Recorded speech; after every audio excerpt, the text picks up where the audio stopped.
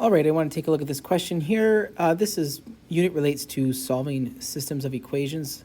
In this case here, it's linear systems. And what we want to find with this question is they want you to find the value of k such that we have a unique solution, infinite solution, and no solution. So they give us a linear system here. One is in standard form, the other is in y equals mx plus b form. And what we want to do here is tackle these one at a time. So if you focus on the idea of a unique solution, to have a unique solution, we need to be in a situation where the slopes of these linear equations are different. So therefore, the first goal is, okay, let's find the actual slopes of these linear equations. So if I go to equation 1 here, if I put this in the form y equals mx plus b, we're going to go ahead and divide across by 3 here. I get negative k over 3 times x minus 2 comes a 2 here. So right away I know the slope of this first line can be expressed as negative k over 3. For the second equation, it's actually already in y equals mx plus b form, in which case I know that the slope is k minus 4. So to find a unique solution, the slopes have to be different. So we might as well find, okay, what does it mean for the slopes to be the same, and then that value of k that we found, where the slopes are the same, that's what it cannot be, right? Because again, we're looking for the slopes to be different here. So I'm going to go ahead and set these two equal to one another to try to find for what value of k are these equal. Multiply across by 3, we get negative k equals 3k minus 12. Bring the k to one side, I get what? Negative 4k is negative 12, in which case I'm getting k equals 3.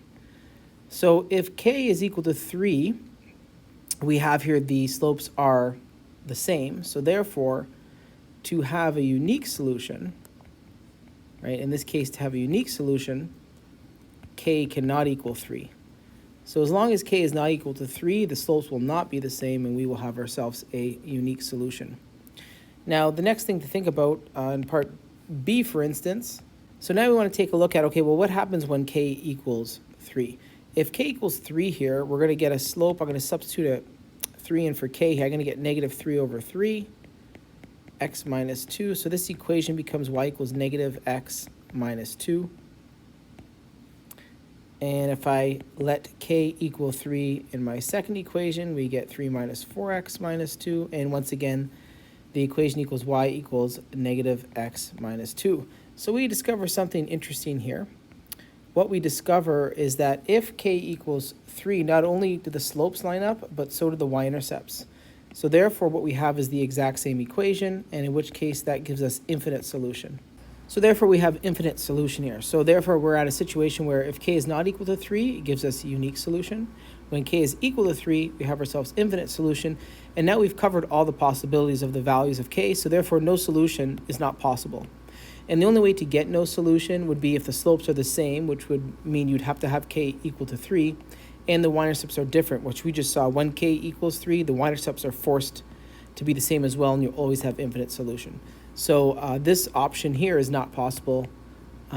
There is no solution for the no solution question.